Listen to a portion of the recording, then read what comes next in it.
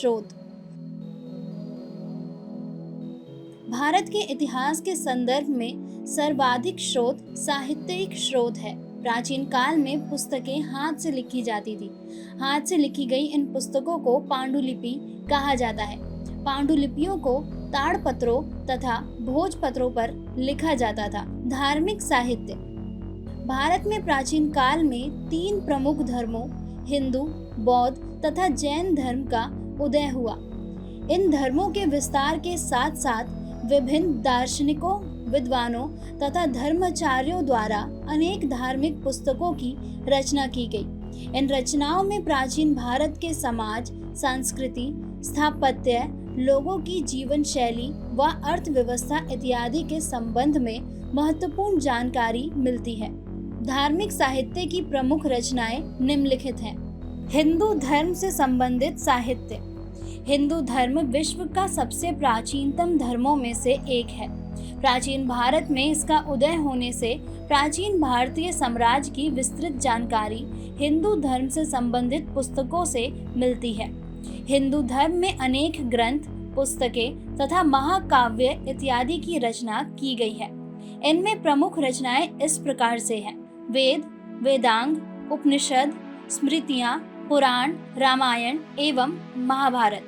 इसमें ऋग्वेद सबसे प्राचीन है।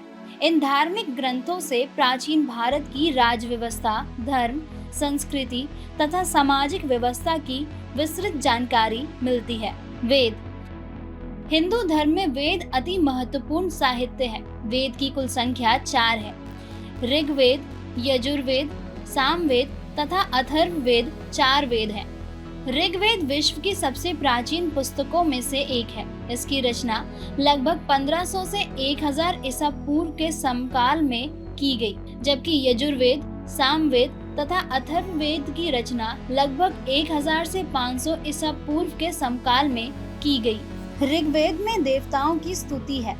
यजुर्वेद का संबंध यज्ञ के नियमों तथा अन्य धार्मिक विधि विधानों से है। सामवेद का संबंध यज्ञ के मंत्रों से है, जबकि अथर्ववेद में धर्म, औषधि तथा रोग निवारण इत्यादि के बारे में लिखा गया है। ब्राह्मण। ब्राह्मणों को वेदों के साथ संकलन किया गया है। ब्राह्मण वेदों के ही भाग है। प्रत्येक वेद के ब्राह्मण अलग है। यह ब्राह्मण ग्रंथ गद्य शैली में है। इनमें विभिन्न विधि विधानों तथा कर्म कांड का विस्तृत वर्णन है। ब्राह्मणों में वेदों का सार सरल शब्दों में दिया गया है। इन ब्राह्मण ग्रंथों की रचना विभिन्न ऋषियों द्वारा की गई। ऐत्रेय तथा शतपथ ब्राह्मण ग्रंथों के उदाहरण हैं। आरण्यक। आरण्यक शब्द आरण्य से बना है, जिसका शाब्दिक अर्थ वन होता है। आरण्यक वे धर्म ग्रंथ है जिन्हें वन में ऋषियों द्वारा लिखा गया। आरण्यक ग्रंथों में अध्यात्म तथा दर्शन का वर्णन है। इसकी विषय वस्तु काफी गुण है। आरण्यक की रचना ग्रंथों के बाद हुई और यह अलग अलग वेदों के साथ संकलन है, परंतु अथर्ववेद को किसी भी आरण्यक से नहीं जोड़ा गया है। वेदांग। जैसे कि नाम से स्पष्ट है, वेदांग वेदों के अंग है। वेदांगों में वेद के गुण ज्ञान को सरल भाषा में लिखा गया है। शिक्षा, कल्प, व्याकरण, निरुक्त, छंद व ज्योतिष कुल 6 वेदांग है। उपनिषद। उपनिषदों की विषय वस्तु दार्शनिक है। यह ग्रंथ के अंतिम भाग है, इसलिए इन्हें वेदांत भी कहा जाता है। उपनिषदों में प्रश्नोत्तरी के माध्यम से अध्यात्म व दर्शन के विषय पर चर्चा की गई है। उपनिषद श्रुति धर्म ग्रंथ है। उपनिषदों में ईश्वर और आत्मा के स्वभाव और संबंध का विस्तृत वर्णन किया गया है। यह भारतीय दर्शन की प्राचीनतम पुस्तकों में से एक है। उपनिषदों की कुल संख्या 108 है। सूत्र साहित्य। सूत्र का संबंध मनुष्य के व्यवहार से है। इसमें मनुष्य कर्तव्यों, वर्णाश्रम व्यवस्था तथा सामाजिक नियमों का वर्णन है। श्रोत सूत्र, ग्रह सूत्र तथा धर्म सूत्र 3 सूत्र हैं। स्मृतियां। स्मृतियों में मनुष्य के जीवन के संपूर्ण कार्यों की विवेचना की गई है। इन्हें धर्मशास्त्र भी कहा जाता है। यह वेदों की अपेक्षा कम जटिल है। इसमें कहानियों व उपदेशों का संकलन है। इसकी रचना सूत्रों के बाद हुई।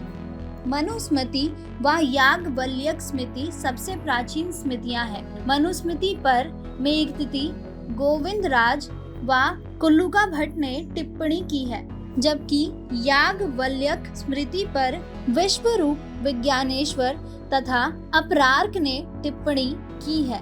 ब्रिटिश शासनकाल में बंगाल के गवर्नर जनरल वारेन हेस्टिंग्स ने मनुस्मृति का अंग्रेजी में अनुवाद करवाया। अंग्रेजी में इसका नाम द जेंटू कोड रखा गया। आरंभ में स्मृतियां केवल मौखिक रूप से अग्रेषित की जाती थी। स्मृति शब्द का अर्थ स्मरण करने की शक्ति होता है। रामायण की रचना महर्षि वाल्मीकि ने की। रचना के समय रामायण में 6000 श्लोक थे, परंतु समय के साथ साथ इसमें बढ़ोतरी होती गई। श्लोकों की संख्या पहले बढ़कर 12000 हुई तथा उसके पश्चात यह संख्या 24000 तक पहुंच गई। रामायण को कुल 7 खंडों में विभाजित किया गया है।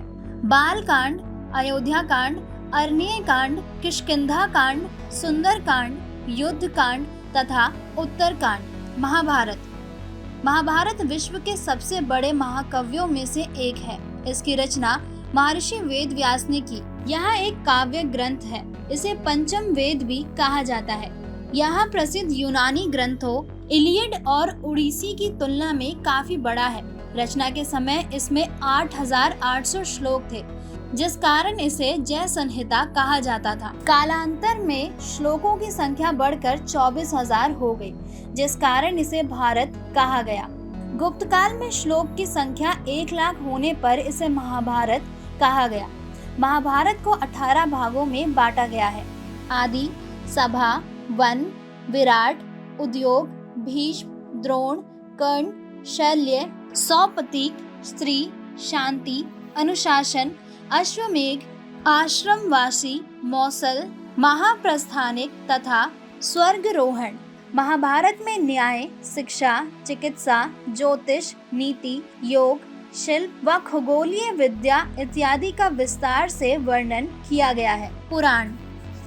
पुराणों में सृष्टि, प्राचीन ऋषि मुनियों व राजाओं का वर्णन है। पुराणों की कुल संख्या 18 है। प्राचीन आख्यानों का वर्णन होने से इन्हें पुराण कहा जाता है। इसकी रचना संभवतः ईसा से 5वीं शताब्दी पूर्व की गई थी।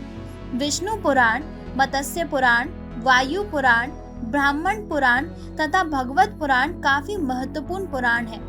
इन पुराणों में विभिन्न राजाओं की वंशावलियों का वर्णन है, इसलिए यह पुराण ऐतिहासिक दृष्टि से अति महत्वपूर्ण है। पुराणों में विभिन्न देवी देवताओं को केंद्र मानकर पाप व पुण्य, धर्म, कर्म इत्यादि का वर्णन किया गया है।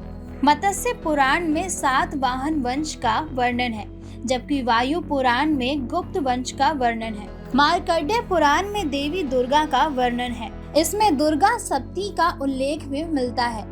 अग्नि पुराण में गणेश पूजा की विवेचना की गई है।